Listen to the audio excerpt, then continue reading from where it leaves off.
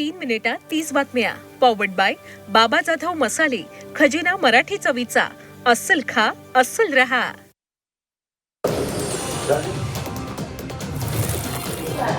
राज्यात आज तिथीनुसार शिवजयंतीचा उत्साह. शिवसेना, युबीटी आणि मनसेकडनं राज्यभरात विविध कार्यक्रमांचं आयोजन. नागपुरातील महाल परिसरात शिवजयंतीचा सोहळा.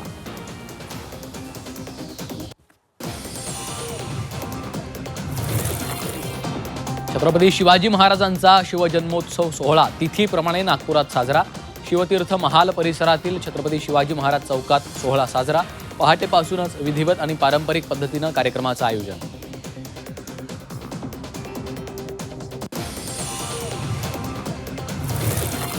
राज्यात 48 लाख कुणबी नोंदी आढळल्या. आतापर्यंत 12 लाखांहून अधिक कुणबी प्रमाणपत्रांचं वाटप.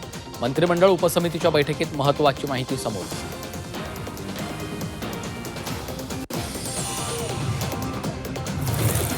राज्यातील सुमारे 50 बिबटे वनतारात पाठवणार. वनमंत्री गणेश नाईक आणि वनतारा व्यवस्थापनात करार. वनविभागाच्या निर्णयानंतर विरोधक आक्रमक होण्याची शक्यता.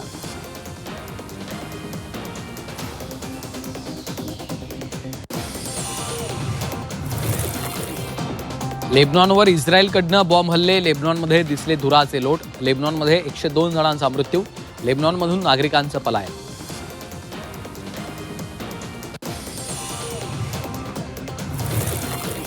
इराणकडून मध्य इस्रायलवर क्लस्टर बॉम्बनं हल्ले. क्लस्टर बॉम्बनं सुसज्ज क्षेपणास्त्रांनी हल्ले.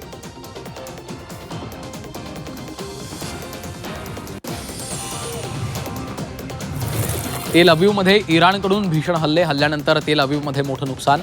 इस्रायलवर इराणकडून बॉम्ब हल्ले सुरूच.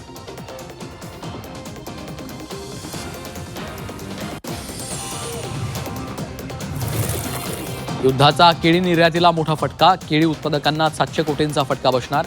केळीचे 1500 ते 1750 कंटेनर अडकले. हजारो कोटींचं नुकसान. व्यापारी चिंतेत.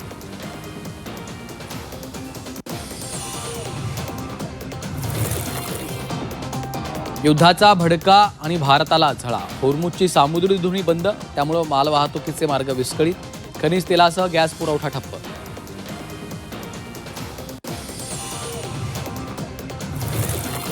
गोवंडीत लिंबोणी बागमध्ये राहत्या घरावर बुलडोझर. 60 वर्षांपासून राहणारे नागरिक रस्त्यावर. घरं तोडताना पाहून महिलांचा आक्रोश.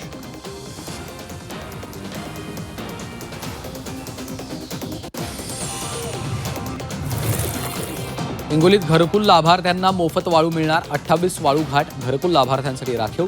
जिल्हाधिकारी राहुल गुप्ता यांची माहिती. घरकुल लाभार्थ्यांना मोफत वाळू मिळणार.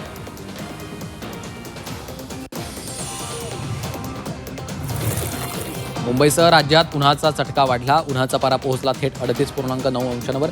पुढचे 2 दिवस पारा चढाचा राहणार.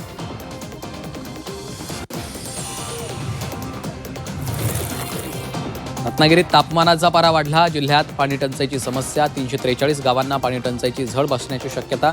कडक उन्हामुळे तलाव, विहिरींनी गाठला तळ.